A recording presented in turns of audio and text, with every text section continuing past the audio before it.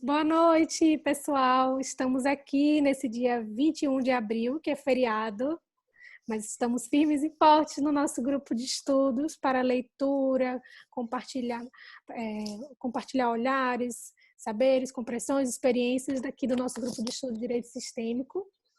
Nosso grupo está fazendo a leitura desse livro aqui, Olhando para a Alma das Crianças, retomando hoje na página 151. Lembrando que esse grupo foi criado pelo Hamilton, que convidou o Renato, a Alice, o Renê e o Marcos para fazerem a orientação desses trabalhos maravilhosos, desses encontros. E o que a gente conversa, todos os encontros são disponibilizados depois no YouTube, né? Hoje estamos aqui com a orientação do nosso querido Marcos Castro. Desde já receba a nossa gratidão, nosso carinho por estar aqui a postos nesse feriado. Gratidão a todo mundo que está aqui junto. E eu te passo a palavra, Marquinhos. Boa noite a todos. É muito bom sempre estar aqui, né? Então, nesse momento aí, o feriado e estar aqui com vocês é uma alegria, assim, é um prazer, muito gostoso a gente ter esse momento para compartilhar esses nossos estudos aqui. Então, eu agradeço sempre essa oportunidade, o carinho de estar aqui com vocês e vamos em frente, então, no nosso livro Olhando para a Alma das Crianças. Obrigado, Larissa, e a todos, né, que idealizaram e que permanecem, né, fazem o possível para que esse grupo permaneça, assim, né. Uma coisa é começar e outra realmente perdurar, persistir, né, e a gente percebe que esse é um grupo, assim, que é muito gostoso de estar aqui, que as pessoas realmente veem e isso tem um efeito contínuo, assim, então isso é muito bom. Uhum. Hoje é a Valéria que vai ler para nós, né, Valéria? Então, se você puder conversar, a gente já pode começar com a leitura. Então, vamos lá. Exercício, dissonância e ressonância. Agora farei um pequeno exercício com vocês.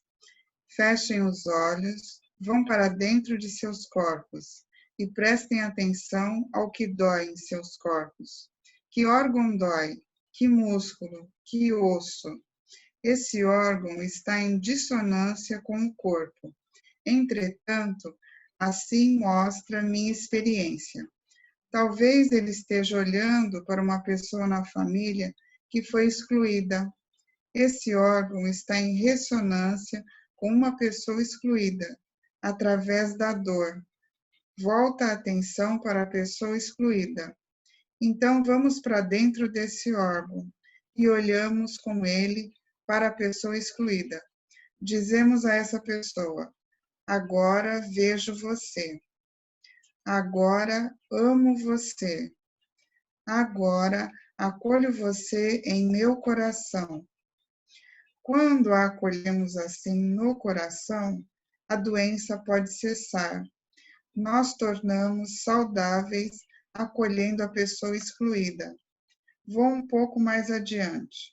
Imaginem-se entrando em um grande corredor, como em uma catedral. Lá existem estátuas de todos os integrantes do seu sistema. Alguns estão na frente, alguns no fundo, no escuro. Vamos até cada pessoa, cada estátua. De repente, a estátua fica viva para nós. Olhamos nos olhos dessa pessoa, curvamo-nos diante dela e dizemos: obrigado. Vamos até as estátuas que estão mais no escuro. Esperamos até que se tornem vivas. Então nos curvamos e dizemos: agora eu vejo você. Agora também acolho você em meu coração, seja qual tenha sido o seu destino ou a sua culpa. Sentimos o que se passa em nós quando as acolhemos em nossa alma, a forma como o coração se amplia. Sentimos como crescemos, como nos tornamos inteiros, finalmente conectados a todos de nossa família. Da mesma forma, olhamos para os alunos, principalmente para os que são difíceis e que nos preocupam. Olhamos com eles para as pessoas que trazem a consciência através de seu comportamento e as acolhemos em nosso coração. Essas pessoas nos ajudam a ajudar esses alunos. Talvez agora possamos entender melhor o que significa pedagogia sistêmica, o quanto ela fica mais bela do que quando olhamos apenas para os alunos. Valéria, vamos fazer só uma pequena pausa, porque agora ele trouxe algo bem específico aqui, né, o Bert. E estava falando antes sobre o pertencimento, né, sobre quem pertence ao sistema familiar. E depois ele veio mostrar, então, nesse exercício sobre ressonância e dissonância, a importância de reconhecer e se olhar, né, para todo esse sistema, porque isso, de algum modo, se existem excluídos, se revela no corpo. Então, isso é bem interessante a gente ver assim, essa questão do sintoma, essa questão da doença. Então, a doença como esse mensageiro de alguém dentro do sistema, alguém que está excluído dentro desse sistema. E quando nós conseguimos olhar para todos esses, inclusive aqueles que nós não conhecemos, e aqui ele dá uma meditação, um exercício muito interessante, assim, porque para você se imaginar nesse local com estátuas, e de repente essa estátua fica viva e você pode falar algo para ela, você pode agradecer essa estátua. E se vocês perceberem, ele coloca assim, que algumas estátuas estão no escuro, como se você realmente não pudesse ver nitidamente o rosto, ou talvez você não conhecesse aquele que está lá, mas saber que no coração ele também faz parte. Saber que todos aqueles que pertencem ao sistema fazem parte, têm o mesmo direito de pertencer. E aí a consequência disso assim, é que nós nos ampliamos, ampliar o coração através desse reconhecimento de todos que pertencem ao nosso sistema. E é muito interessante, assim, gente, quando nós conseguimos fazer esse exercício e perceber no corpo. Eu gosto muito de fazer meditações em que você percebe no seu próprio corpo, antes de começar, a gente estava até falando, tem pessoas que estavam aqui presentes, hoje nós fizemos uma meditação justamente isso, assim, para você olhar para o seu corpo, você caminhar e fazer um passeio pelo seu corpo. Como é isso? E como é olhar para o meu próprio corpo com aquele olhar assim, amoroso, com aquele olhar benevolente. Porque o olhar da crítica, ele está presente o tempo todo. Então, quando eu consigo olhar com esse olhar benevolente para todo o meu corpo, isso inclui os membros, os órgãos, todo o corpo, e fazer um grande passeio por esse corpo, reconhecendo cada parte do corpo também integrante desse grande sistema. Então, eu só quis fazer uma pequena pontuação aqui, porque ele traz muito do que acontece na dinâmica com as doenças, com os sintomas, uma área bem relativa à saúde, e aí a gente pode falar, como estamos falando aqui da parte da pedagogia sistêmica, uma saúde física, uma saúde emocional dos alunos, dos professores, de todos esses envolvidos nesse processo de aprendizado. Ok, Valéria, era só essa pontuação. Aluno com dificuldades de aprendizado. Hellinger, para uma professora. Qual é a questão? Professora, tem um aluno da 3ª série que vai mal em várias matérias. Não sabemos o que fazer. Hellinger, para o grupo. Tenho poucas informações, porém, neste trabalho podemos descobrir qual é a questão, através de uma constelação. Vou escolher um representante para o garoto, veremos o que está acontecendo. Hellinger escolhe um representante e o posiciona. Hellinger para o representante. Concentre-se e siga o que se passar em sua alma. Olharemos para isso. Hellinger para o representante. O representante do garoto olha para o chão e tem os punhos cerrados. Está com a cabeça bastante curvada. Vira-se lentamente, senta-se no chão e curva-se para baixo. Hellinger escolhe um representante para um morto e o coloca deitado de costas, em frente ao representante do garoto. O representante do garoto move os punhos intensamente e bate no chão. Hellinger escolhe mais um representante e o posiciona em frente ao garoto, de maneira que o morto fique entre os dois. Hellinger para o grupo. Há um morto no chão. Agora ele tocou a cabeça do garoto com a mão. A pergunta é: quem esse aluno está representando? Ele está representando um assassino, mas não se trata do aluno em pessoa. Ele está representando alguém do sistema. O garoto está mais calmo. O terceiro representante ajoelhou-se diante do morto e se curva para ele.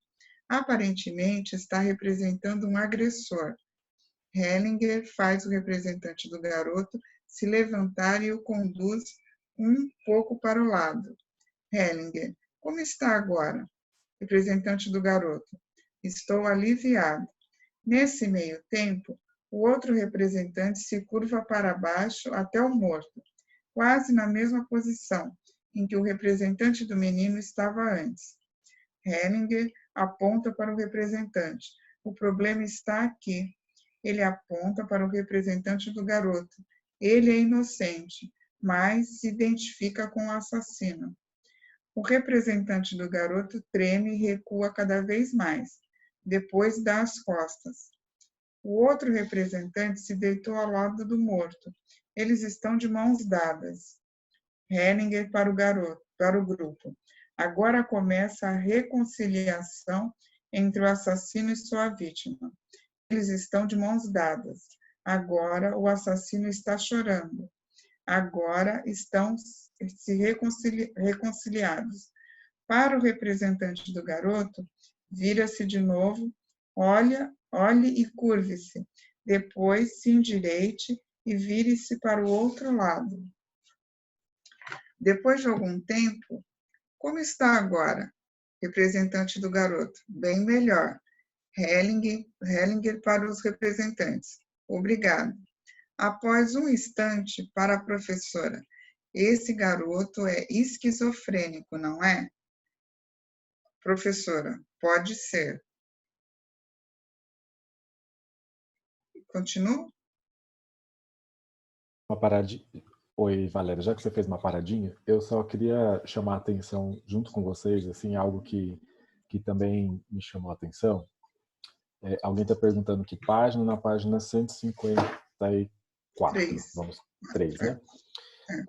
Veja que é um garoto que está na terceira série. Então vamos imaginar um garoto de 9, 10 anos de idade.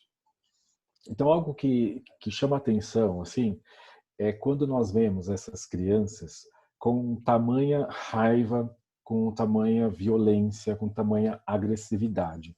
Né? Então, quando a gente vem para esse olhar sistêmico, e aí a gente vai perceber assim o quanto esse emaranhamento, não é? O quanto essa identificação com algum membro excluído do sistema gera esse efeito, no caso aqui, nessa criança. Né? E veja o quanto isso é forte. Porque se a gente pensar num garoto de 9, 10 anos, né, essa violência, essa agressividade, assim, é difícil da gente ver isso numa criança. Mas isso ocorre e ocorre muitas vezes por conta dessa identificação. Né? Se essa criança está identificada com essa energia do assassino ou do assassino e da vítima que não estão reconciliados, vejam que confusão isso causa nesse garoto, isso causa nessa criança. E aí, como esse olhar da constelação familiar, quando a gente consegue olhar para isso e diferenciar, distanciar o garoto em si daquele membro que está sendo representado, isso tem um efeito, né, no próprio garoto imediatamente e, claro, em todo o sistema, né, que alguém que estava excluído ganha um reconhecimento. E no corpo desse garoto, isso se sente rapidamente. Esse é um efeito muito rápido, né? Quando consegue se distanciar desse emaranhamento, dessa identificação e seguir um pouco mais livre. né? E aí vem um pouco da discussão que às vezes a gente fala, né? Até que ponto existe realmente essa liberdade, né? Aquele livre arbítrio, né? Porque quando se há alguma identificação ou algum emaranhamento, você é totalmente guiado, né, dentro desse emaranhamento de uma forma totalmente inconsciente.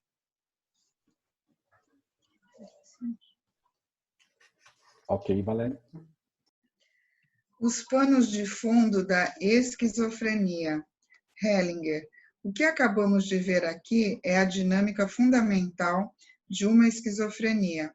A esquizofrenia não é uma doença, é algo sistêmico.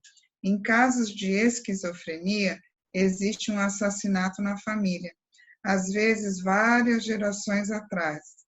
Os dois, a vítima e o assassino, são excluídos do sistema, principalmente o assassino, mas frequentemente também a vítima. Isso causa medo nesse sistema. Uma dinâmica fundamental em um sistema é quando alguém é excluído. Essa pessoa é posteriormente representada por outro membro da família. Assim, será preciso que um membro da família represente tanto o assassino quanto a vítima no futuro. Entretanto, esses dois não estão reconciliados. Por isso, o representante sente essa oposição entre o assassino e a vítima e fica confuso. O que leva à cura nesse caso? Voltamos ao lugar onde ocorreu o assassinato e reunimos a vítima e o assassino, até que eles se reconciliem. Aqui podemos ver como essa reconciliação ocorreu. Em casos em que isso tem ocorrido várias gerações atrás, a esquizofrenia em todas as gerações que se seguem. O sistema é esquizofrênico, pois carrega em si algo não conciliado. Um membro da família deve assumir esse aspecto não conciliado, geralmente um membro que possui um maior amor. Isso atravessa diversas gerações, até o presente. Porém, uma vez que, em um sistema como esse, todos estão em ressonância com todos, podemos colocar em ordem algo que se encontra muitas gerações atrás, como neste caso. Então, o esclarecimento atravessa todas as gerações e chega ao presente. Para a professora, agora esse garoto está livre, agora ele está melhor. A família também está melhor. A pergunta é: o que fazer agora? Você deve ir até os pais, dizer a eles o que aconteceu aqui e depois ir embora. Então, esperaremos que isso exerça um bom efeito na família. Para o grupo, temos que considerar aqui os representantes em uma constelação. Temos que considerar aqui que os representantes em uma constelação percebem de forma exata o que se passa na família. Contudo, essa percepção não é apenas de lá para cá, mas também daqui para lá. Ou seja, essa constelação tem imediatamente um efeito sobre o garoto. Há pouco tempo, fiz uma constelação parecida na Alemanha. Um professor falou de um aluno que era tão agressivo que queriam tirá-lo da escola. Constelamos isso. Na mesma noite, o garoto que estava em casa se transformou. 3 meses depois, ele estava completamente transformado. Então, houve uma recaída. É preciso que todos da família olhem para o sistema e acolham todos no coração. Não apenas o menino. O pai do menino também deve fazer isso. Para a professora, às vezes é preciso um trabalho posterior, ok? Tudo de bom para você e para o aluno. Ok, Valéria. Bom, aí aqui, assim, nessa parte, e muitas vezes vocês me perguntam assim, o que acontece, qual é a dinâmica, né, quando ocorre determinado sintoma. Então, aqui, pelo menos na esquizofrenia, a gente tem, né, esse indicativo que eu sempre falo, assim, de uma forma bem clara, essa questão de assassino e vítima serem representados por essa pessoa esquizofrênica, e sendo que esse assassino e vítima não estão reconciliados. Quem já viu uma constelação, às vezes, né, lendo aqui, parece que é algo assim muito fácil, não é? Assassino e vítima se reconciliarem. Quem já presenciou percebe o quanto isso gera uma dor muito grande na alma, e que também é um movimento bastante exigente, né? Seja para o assassino, seja para a vítima, para que ambos se olhem e de algum modo se respeitem, esse olhar de uma forma amorosa, para que essa reconciliação possa surgir. Geralmente isso dentro de uma constelação familiar tem um caminho, né? Um percurso a ser seguido até que isso possa realmente ser reconhecido. E é muito interessante, porque várias e várias constelações, quando nós vemos, o que a gente vê é justamente isso: assassino e vítima, ao final, permanecem juntos, né? Então, se houve essa morte, uma morte brutal, por exemplo, e a gente vê assassino e vítima deitados juntos, evidenciando essa reconciliação na alma. E quando essa reconciliação na alma acontece, é quando algo se movimenta também nessa pessoa esquizofrênica e em todo o sistema, porque todo o sistema sofre essa pressão da esquizofrenia, né? Tanto que o Bert até afirma assim, olha, é bem provável que em todas as gerações tenha algum esquizofrênico, né? Quando você precisa voltar até lá atrás onde ocorreu. Claro que daí esses níveis de esquizofrenia podem se manifestar de forma variada, não é? Tanto que se a gente vê naquele aluno ali, ele perguntou, esse aluno é esquizofrênico, não é? E a professora respondeu, pode ser. Então nós não sabemos assim o grau como isso se manifesta, né? Mas a esquizofrenia está presente no sistema. Eu vi que a Marilis levantou a mão. E o Marco também. Acho que o Marco tinha levantado antes. É isso mesmo, Marco? Então, eu não tinha visto o Marco, eu só vi a Marilis. Aí eu deixo com você.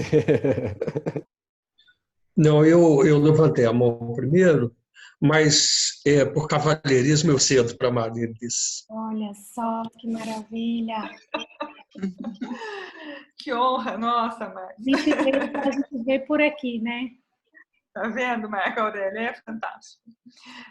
O Marcos, é o seguinte, quando ele coloca aqui, então houve uma recaída. Isso eu achei de uma grandeza e uma importância para a gente dar uma paradinha e olhar. E realmente é de uma grandeza de se reconhecer, né, que um movimento foi feito e realmente se colocou algo em movimento, e depois de algum tempo, e quando eu disse assim, veja que essa pressão, ela não é apenas sobre o esquizofrênico, sobre a pessoa esquizofrênica, mas sobre o sistema. E aí também a gente vê a nossa possibilidade de até onde é a minha responsabilidade, até onde eu posso ir, até onde eu posso fazer por esse sistema. E quando ele colocou aqui, olha, a criança, ela tem um determinado limite aonde ela olha, mas também outros desse sistema precisam olhar para isso com respeito e com amor. Se esses outros não olham, ainda que a criança entre na postura, o que a criança vai fazer rapidamente? A criança se coloca nesse local, especialmente se é o pai ou a mãe, né, bem mais próximo, que também deve olhar para isso, para esse acontecimento que causou tamanha dor dentro desse sistema. Se eles não olham, o que a criança faz? Por amor, ela quer se colocar nesse lugar. Ela vai conseguir salvar esse sistema dessa forma? Não vai conseguir salvar dessa forma. Então, por isso, mesmo que isso atue diretamente nela, existe um limite até onde essa compensação é feita. Então, eu achei muito bacana também, ainda bem que você trouxe isso, do Hellinger trazer, porque tantas e tantas vezes a gente escuta também assim, uma constelação basta, é o suficiente e pronto. Não se faz outra. Né? Então, assim, tem casos e casos. Né? Eu não sei o que foi trabalhado na constelação com esse menino, apenas e tão somente o menino, e não os pais. E talvez os pais também precisem trabalhar algo. Claro que dentro dessa ressonância, né, quando a gente diz, olha, todos pertencemos a um sistema familiar, então estamos interligados, existe ressonância entre todos nós, o que atua em um também atua sobre os demais. Só que a maneira como o outro recebe esse movimento tem algo próprio dele.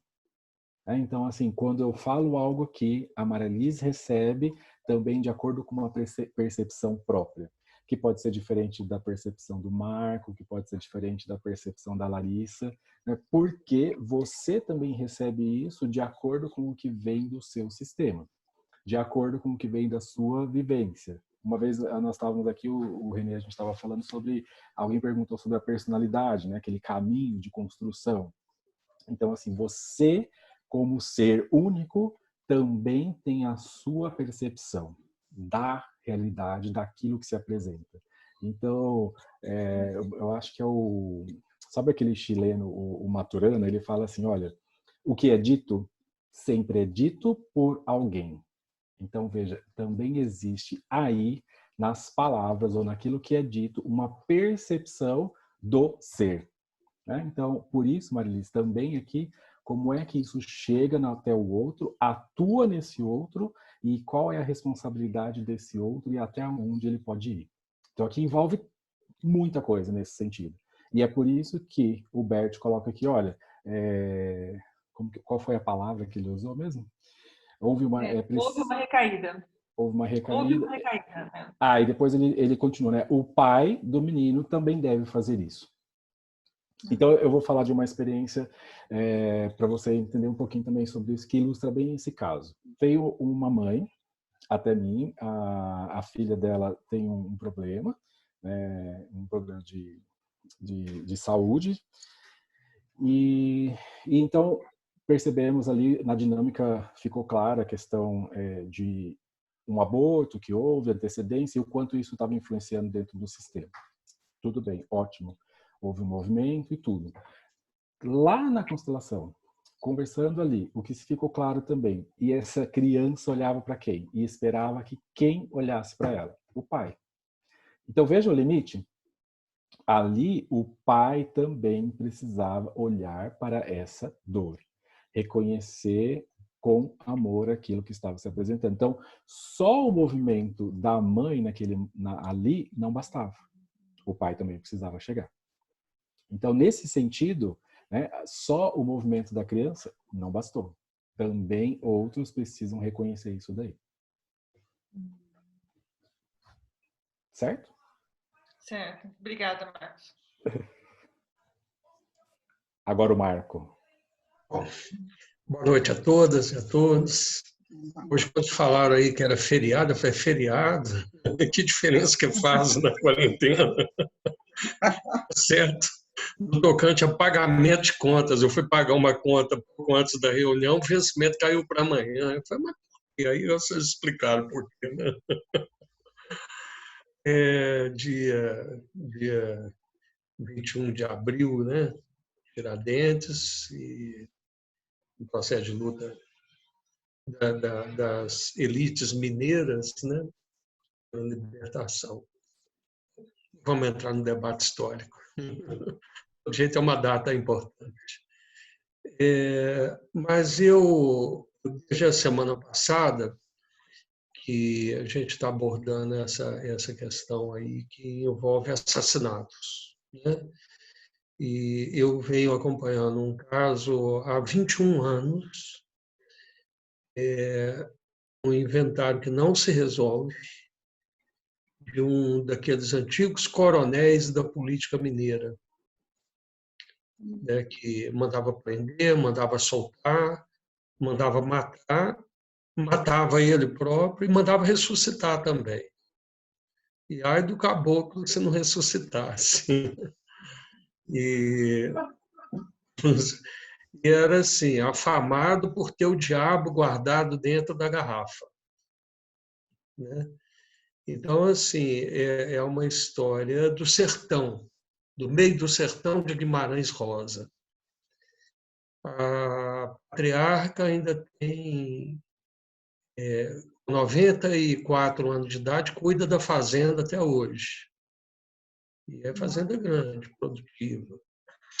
Só que esse patriarca matou 4 pessoas. A filha dele se envolveu num processo de alcoolismo pesado e agora tem um quadro de demência progressiva. A avó dela morreu por alcoolismo e demência também. E ela foi internada num hospício e morreu lá. O filho dessa mulher, que tem esse problema do alcoolismo e demência, ele, como tantas outras crianças, foi diagnosticado com o famosíssimo e chamado transtorno de desatenção e hiperatividade. Eu discordo que seja transtorno, eu acho que é mais característica de atenção difusa. Pode ser ruim para o sistema pedagógico que coloca todo mundo em ordem unida, mas é excelente para um piloto de avião que tem que prestar atenção em todo aquele monte de equipamento e ver se na ponta da pista não está nascendo, não está levantando voo um urubu. Então, o chamado transtorno, eu discordo um pouco desses rótulos aí que são dados, eu acredito mais são características. E o menino toma o chicote químico, primeiro da Ritalina, depois do Venvance. Quem sou eu para discutir a medicina? Eu sei que a médica que eu trato é uma pessoa séria. O que eu questiono é a pedagogia. Agora, o que eu vejo de sofrimento desse garoto, e ele fez uma opção muito interessante. Eu já vi num dos comentários, acho que do Renato Bertatti, num dos módulos anteriores dos nossos cursos, dizendo que acontece, às vezes, de um membro da família, para pacificar esse peso forte, ele se dedica a alguma causa. No caso, esse garoto que está querendo se tornar sacerdote da Igreja Católica, ele quer ser padre. Então, assim, e é uma pessoinha muito especial. Nessa pandemia, eu orientei a família a ir para a fazenda da família, onde eu acho que o vírus ele não vai querer subir a Serra da Onça lá no meio do sol do sertão, não, sabe? Acho mais difícil ele querer fazer esse trajeto no meio do poeirão, do estradão lá do norte de Minas. Então, e aí eu recebi uma mensagem bonita do tio dele, dizendo que não o conhecia, não conhecia o garoto, porque as visitas eram esparsas e sempre de 2, 3, 4 dias no máximo, mas que está tendo a oportunidade de conhecer uma pessoa muito interessante, muito disponível, muito atenciosa, muito carinhosa com a avó, muito disposto a aprender o serviço da roça. Esse garoto ele me falou que com a crise mundial, essa recessão que paralisou a economia mundial, pela primeira vez na história, porque nem na Segunda Guerra Mundial, na primeira, o mundo não parou. A guerra aconteceu em território europeu. Aí eu falei, é a primeira vez que a economia mundial para. Então eu vou para a fazenda da minha avó, que eu vou aprender a produzir alimento. Então, assim, são movimentos que eu acompanho essa família ao cuidar desse inventário, não se resolve. Na hora que ia resolver, apareceu uma prima que estava reivindicando a condição de irmã. Então, é muito, com certeza, muito emaranhamento. Agora, o ponto que mais me chamou a atenção é a existência de mortes na família, abortos, assassinatos, e o movimento do garoto de se tornar padre. Aí era esse ponto que eu queria explorado meu xará, Marcos Latrace, né? Xará do plural, né? Isso. E olha que o meu é Marcos Antônio, né? Normalmente é Marco Antônio. O meu é O Marcos meu, Antônio. o meu é Marco Marco, Aurélio. Marco, você traz algo bem interessante.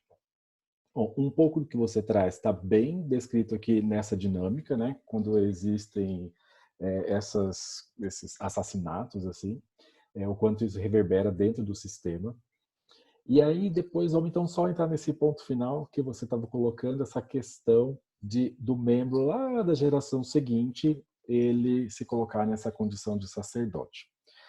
É claro que eu não posso falar para você isso de uma forma muito objetiva, sem olhar todo esse sistema dentro de uma constelação. Mas eu posso dizer algo sim com relação às imagens que são criadas, especialmente com relação ao sacrifício. É como se quando alguma criança, né, algum membro do sistema, ele se coloca em sacrifício como se isso pudesse mudar o destino ou mesmo essa vontade soberana de Deus, essa atuação, até que você está falando de um sacerdote, essa atuação de Deus sobre esta família. Então, veja que isso também é um pensamento mágico que vem em muitas crianças. Só que essa ideia do sacrifício ela não é nova. Isso a gente já viu há quanto tempo, não é? Se colocar em sacrifício como essa moeda de troca. O que nós precisamos ver aqui nesse caso que você falou? Tem vários pontos. Aqui é um olhar sistêmico assim de tudo quanto é lado. Mas um ponto assim, perceba, o inventário não se resolve. Muitos inventários não se resolvem porque mantém esse vínculo e quer mostrar através desses bens, porque o inventário nada mais é do que esse conjunto de bens que precisa chegar a uma partilha depois e distribuir, certo? Agora, o que é que atua por trás disso também? Por trás desses bens, toda essa história, toda essa memória. Uma vez eu falei algo mais ou menos assim, olha, os bens eles possuem uma memória. Eles carregam em si uma memória e também olham para o seu dono, para aquele que realmente o merece, porque senão eles buscam voltar para o dono ou se deterioram. Vários desses inventários que demoram, os bens vão se acabando. Os bens vão se acabando, muitos deles. E os herdeiros lá, os possíveis herdeiros, estão brigando porque querem os bens. Mas de pano de fundo, a gente precisa olhar para a história, como é que isso foi gerado, como é que isso foi adquirido, à custa de que essa fazenda se mantém. E o que é que ela produz e se coloca a serviço hoje. Então, quando você disse isso assim, olha, se entregar a uma causa, sim, isso é uma maneira de olhar adiante e compensar. Agora, também, lembra que nós falamos aqui dessa questão do limite? Eu preciso ver, e aí só vendo isso mesmo nessa constelação, qual é o limite que isso atua dentro desse sistema. Porque aquilo que pertence ao outro mesmo, eu não vou conseguir me colocar nesse lugar para salvar.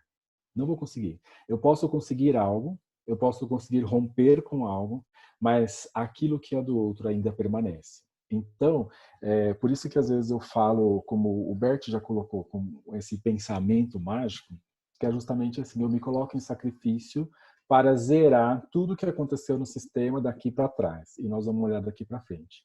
Nem sempre isso acontece. Nem sempre isso acontece. Agora, existe sim alguma identificação e um amareamento que leva essa pessoa a acreditar que ela pode compensar algo dentro do sistema se colocando nesse lugar. E veja, não estou questionando que nesse caso específico não exista a vocação, por exemplo, dessa pessoa para ser sacerdote. Eu estou falando de uma forma geral para a gente compreender como é que isso pode atuar de maneiras diferentes, né, em cada sistema. Porque pode ser que essa pessoa realmente tenha a vocação de ser padre e se veja dessa forma, né? Mas ainda assim, o que a gente vê quando vai olhar sistemicamente é que ela vai sendo encaminhada para um determinado local de onde tem essa ideia de que a partir desse meu ato, eu posso compensar o que foi feito de mal dentro do sistema. Mais ou menos isso para você, assim, é o suficiente ou ficou alguma dúvida? Não, na verdade, você falou em olhar numa constelação, né? Eu acho que é melhor olhar numa galáxia. Às vezes assim, a gente pensa que a coisa é tão complicada, né? Tão complicada, e basta que todos aqueles excluídos, que todas essas vítimas sejam olhadas. Agora, esse é um movimento bastante exigente e difícil para aquele que em algum momento se achou superior a todos esses daqui. Uhum. Então veja que esse reconhecimento, esse olhar, os colocam, né, como semelhantes, como iguais, para que possa acontecer uma reconciliação. Então isso é bem difícil. Quando eu disse aqui que às vezes a gente coloca assassino e vítima, basta que eles se olhem e se reconciliem. Veja isso como atua na alma e vocês vão ver o caminho que isso leva, né? E o tempo que nós também precisamos esperar para oferecer isso a eles, oferecer essa possibilidade, essa oportunidade. Muitas pessoas falam assim, eu prefiro morrer do que ter essa reconciliação. Eu prefiro ver o meu filho demente do que ter essa reconciliação. Eu prefiro perder tudo do que ter essa reconciliação. Se colocam nessa dinâmica.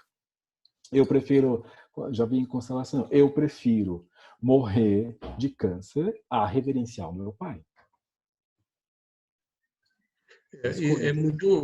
É uma realidade muito dura às vezes, né?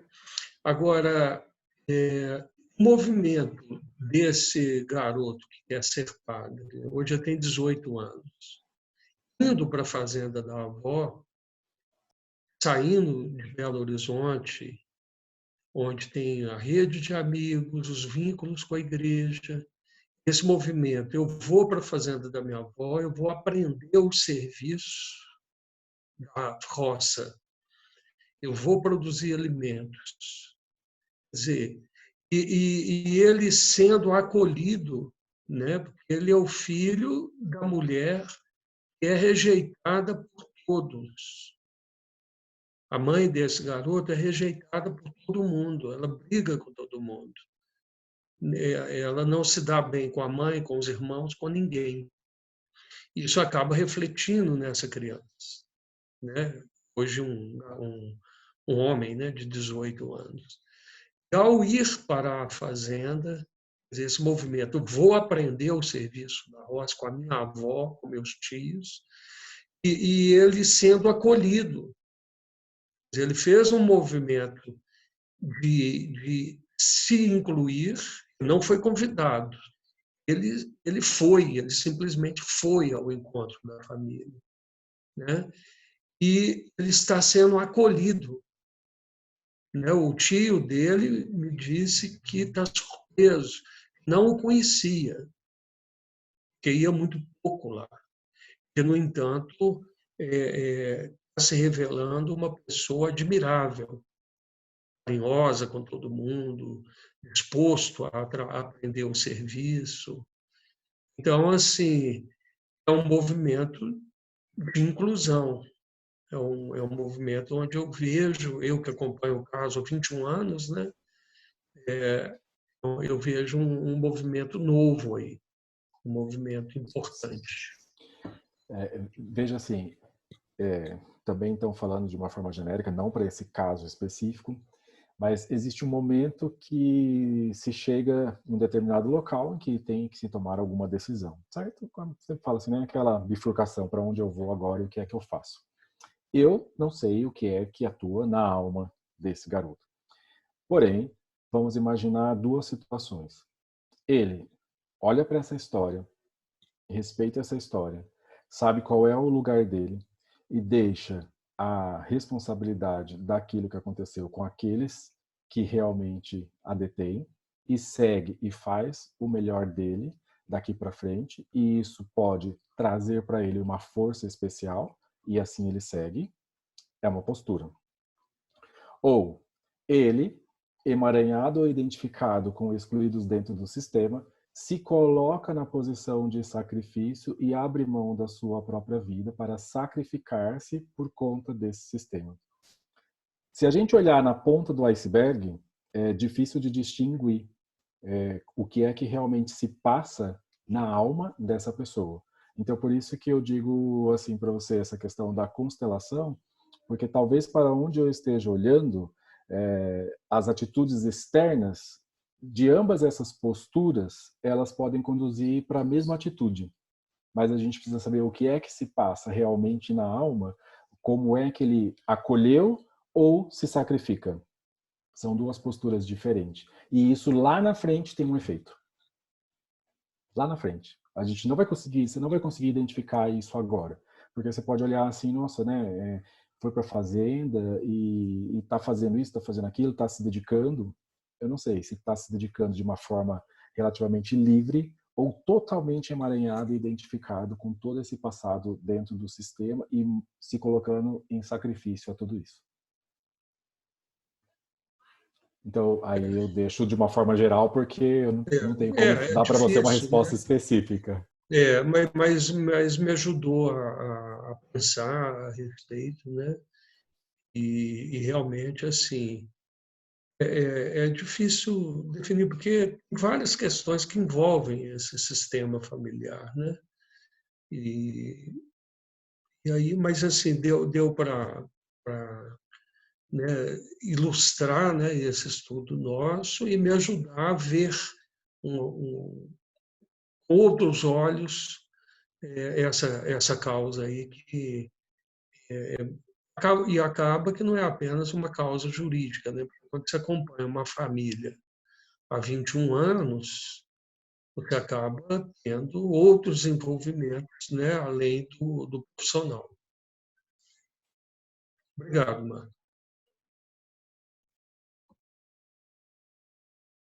Marquinhos, tem uma pergunta aqui no chat. Cirlei, você quer abrir seu microfone ou prefere que eu leia? Tá bom, prefere que eu leia. Ela pergunta o seguinte: a esquizofrenia se dá também em tentativa de homicídio ou só em caso de morte? Cirlei, boa pergunta. E algumas pessoas estavam até afirmando, assim, ou se questionando a questão do homicídio e também do aborto. Chegaram a colocar o aborto, né? Como é isso, se isso também está associado ou gera essa pressão da esquizofrenia. Olha, não tem esse posicionamento, né? Então não tem esse relacionamento assim, o aborto gera esquizofrenia, né? Não tem isso como uma regra, como é aqui essa questão do assassinato. E essa questão do homicídio, ela está bem mais próxima, né, do assassinato mesmo, quando a gente fala isso, do que lá quando eu falo do aborto. Quando você fala em homicídio, você está pensando em um homicídio dentro da família ou você está pensando em um homicídio fora da família? Como é que você visualiza isso?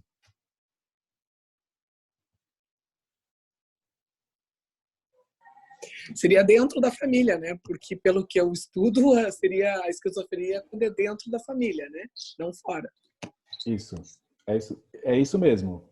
Então, essa tua pergunta está bem nesse caso aqui da esquizofrenia própria. Houve um homicídio ou um assassinato dentro desse sistema familiar e aí vítima e assassino estão irreconciliados e isso gera essa dinâmica. É isso? Na tentativa também ou só consumado o homicídio? Ah, tá. Era essa a minha dúvida. A tentativa também pode causar.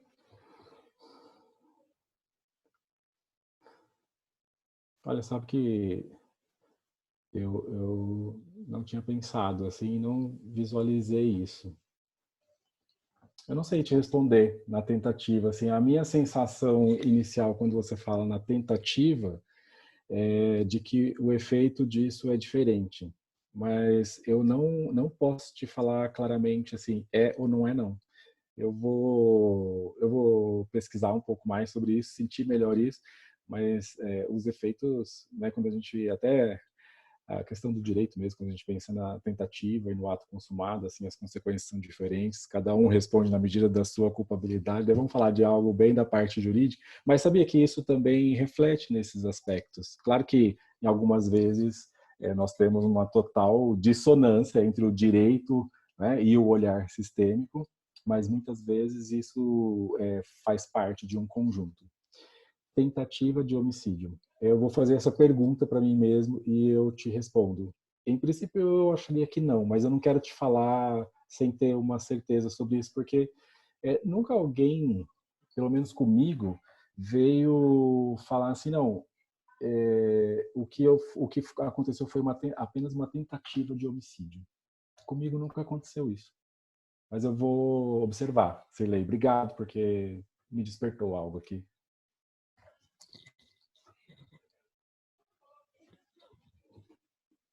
Larissa.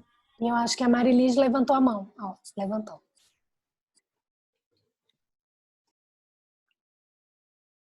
Enquanto a Marilis está habilitada, eu falei da tentativa. Vocês escutaram já algo, Larissa, sobre tentativa de homicídio?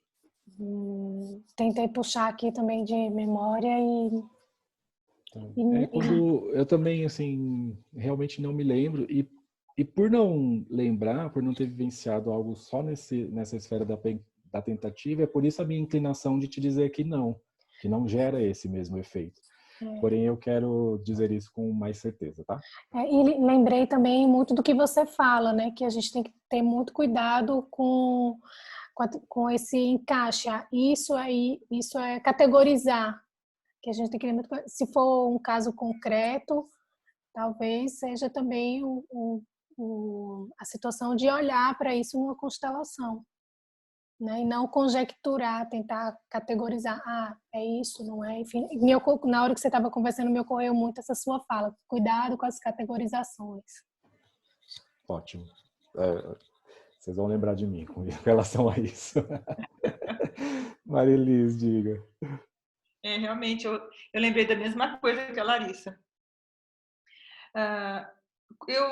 Eu não me lembro exatamente, mas eu acho que o Wallace Lima, o ano passado, ele fez várias entrevistas com vários consteladores do mundo todo, junto com o Renato, né? Aí, se não me falha a memória, o nome dele é esse.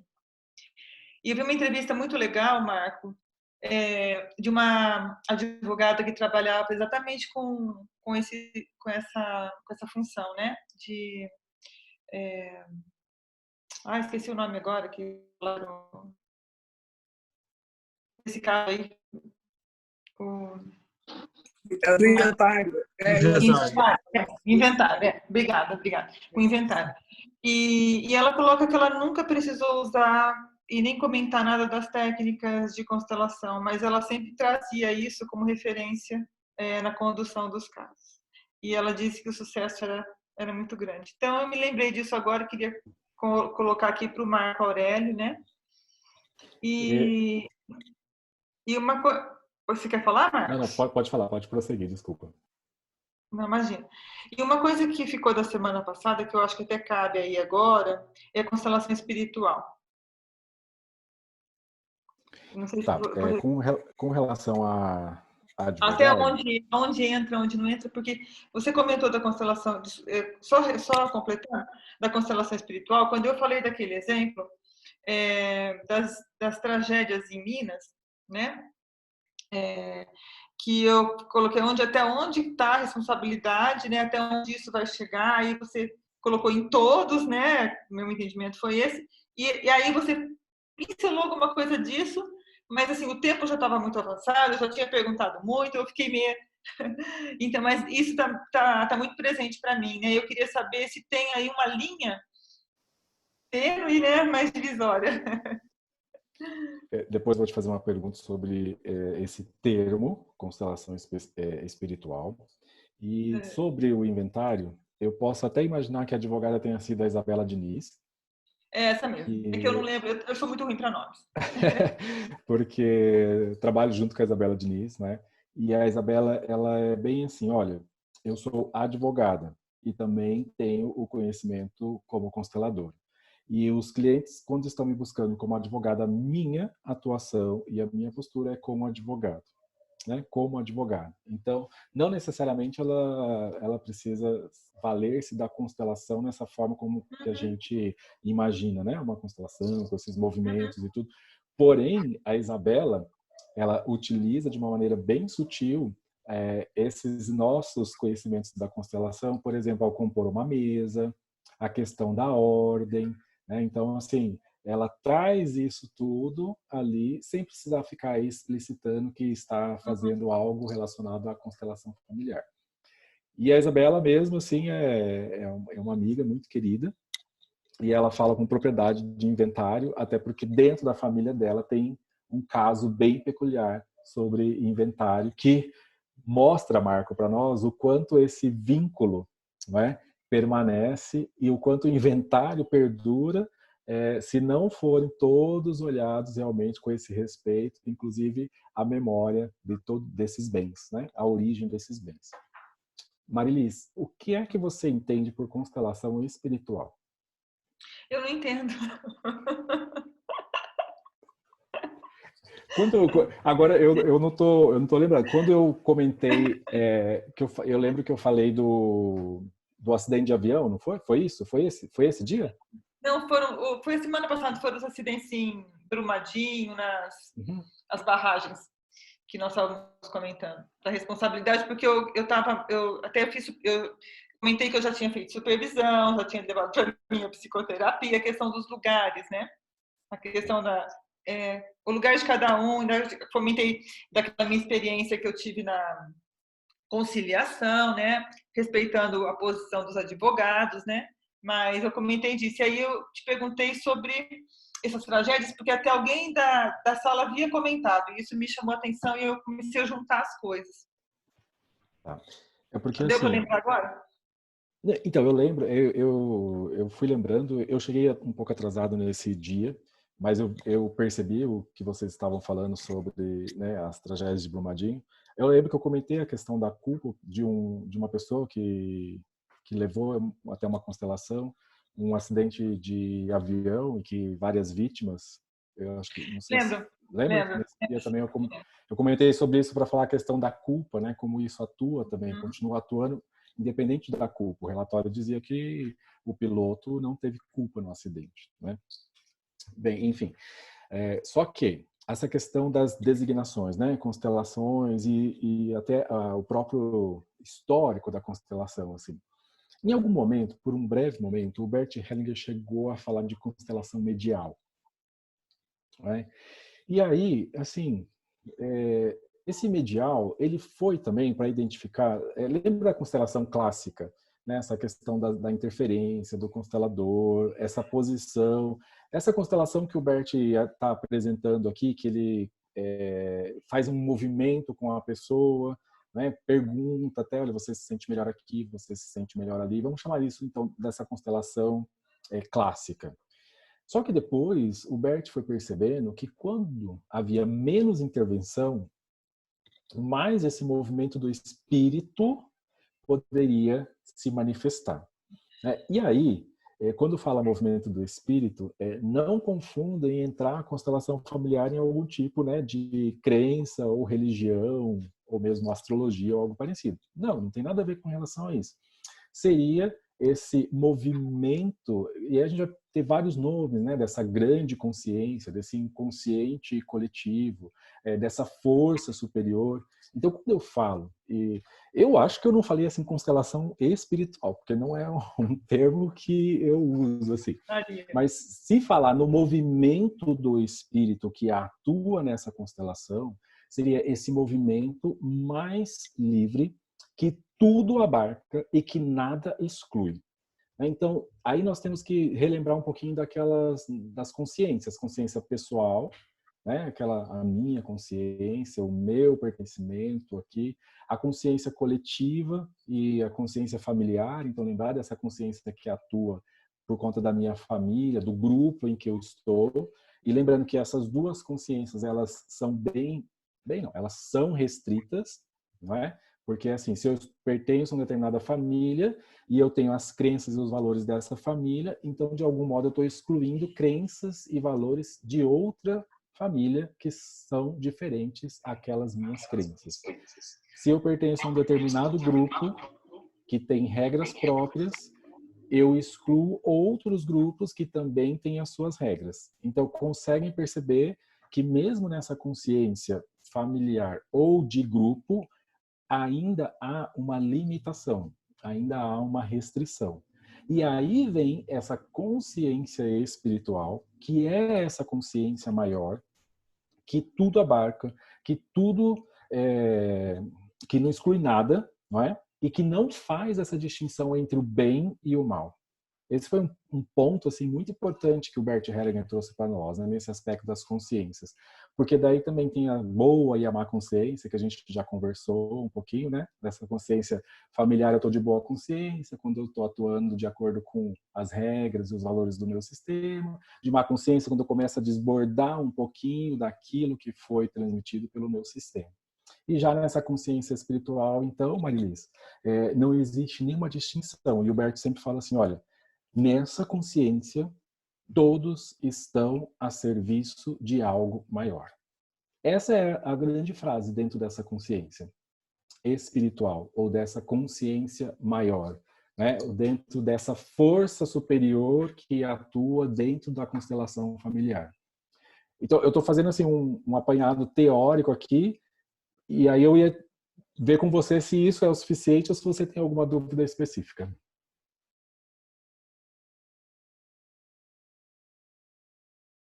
Constelação espiritual, tá? Porque... Fala de novo que seu microfone estava fechado. Ah, tá.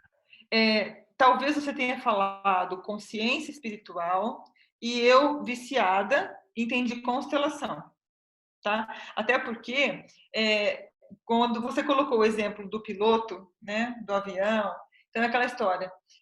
Por que eu estava ali naquele lugar e aconteceu aquele acidente?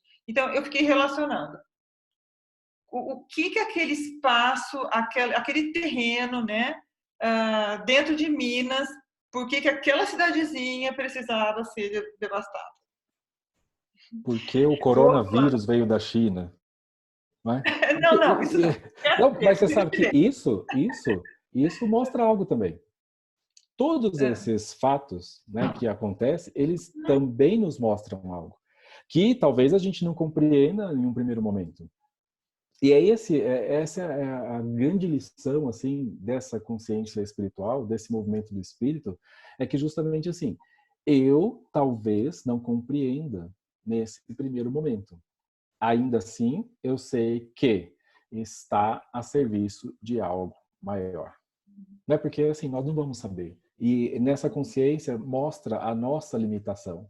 Mostra realmente que existe um limite e que nós não podemos resolver tudo. Então, ela também traz para nós esse olhar de que, olha, será que você realmente pode tudo? Né? Ou existe essa força superior, sim, que de algum modo conduz e que olha para tudo isso? Foi exatamente isso que você colocou e que meu ouvido é viciado já. Mas não tem problema falar, não, como você falou, assim. É que, às vezes, alguns termos, para falar com vocês aqui, ótimo, né? Vocês já conhecem a constelação, vocês talvez já tenham vivenciado a constelação em vários aspectos. Aí, se eu vou, assim, para um encontro em que as pessoas não conhecem, e eu falo, olha, é constelação medial, constelação espiritual, rapidamente eles têm a tendência de associar isso a alguma crença. Né? Então, se eu estou falando de constelação espiritual, talvez assim ao espiritismo. E quando a gente vê que a constelação é uma ciência dos relacionamentos e não está atrelada a nenhum tipo de crença ou religião. Por isso que às vezes eu peço assim, vamos observar com cuidado essas designações para a gente não cair nesse campo e trazer um julgamento onde não existe. Exatamente. Porque depois até você explicar, a pessoa talvez já tenha se fechado se ela não tem aquela crença. Ou, se for em um ambiente que todos professam essa crença, você tem a abertura. Mas o que a gente quer é que não tenha essa distinção, né, entre esse bem e o mal, ou de que isso é melhor ou pior, ou de que isso abre ou fecha, mas que todos possam fazer parte. Obrigada, viu, Marcos? Marquinhos, Diga, eu estou vendo que o Marco Aurélio levantou a mãozinha aqui, mas só quero fazer aqui uma observação. 21h44. 1 minuto para você, Marco Aurélio. Então, é 21h44. Tá. Eu coloquei um link aqui no chat de um vídeo do Mário Coziner, e ele é constelador, ele é psiquiatra, e o vídeo ele fala exatamente, a constelação é espiritual. Então é um vídeo que traz com muita propriedade esse tema aí que foi abordado aí por último, né? E Marcos, eu coloquei no privado para você só um detalhezinho lá do caso que eu trouxe. Se você puder dar uma olhada, eu te agradeço no chat. Tá? No Ok, mais, vou olhar. era essa contribuição aí do Mário que eu achei muito interessante. Tá? Depois, na outra semana, a gente pode até avançar um pouquinho sobre isso, porque é muito importante que a gente tenha um zelo científico no trato do trabalho com as constelações, sem eu acreditar que as visões espiritualistas, de quaisquer matizes, não tenham ou não possam ter alguma base científica. Obrigado.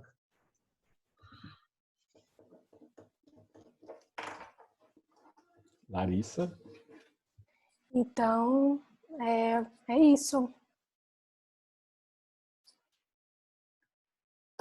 Meus queridos, então, muito obrigado por hoje, né? Tivemos o quórum para fazer o nosso encontro, sempre muito bom, no feriado. E para mim é uma alegria quando a gente pode fazer esse encontro e fazer essa grande troca aí, compartilhar com todos vocês. E cada um, assim, mesmo em quarentena, obrigado por estar aqui nesse encontro aí no nosso feriado. Obrigado, Larissa. Obrigado, Valéria, pela espontaneidade na leitura. Obrigado, Valéria. Obrigado a todos, gente. Uma ótima noite aí para todos. Nós que te agradecemos e agradecemos a Valéria também. E foi um quórum maravilhoso, viu? Uma presença aqui de peso. Só confirmando aqui, pessoal, a gente parou a leitura na página 155, é isso? Antes do tópico... Isso, né? Antes do tópico aluna com anorexia. Então, muito obrigada a todo mundo. Um beijo grande e até a próxima terça. Agora eu estou pensando, terça-feira que vem não é feriado, estaremos aqui firmes e fortes. Um beijo.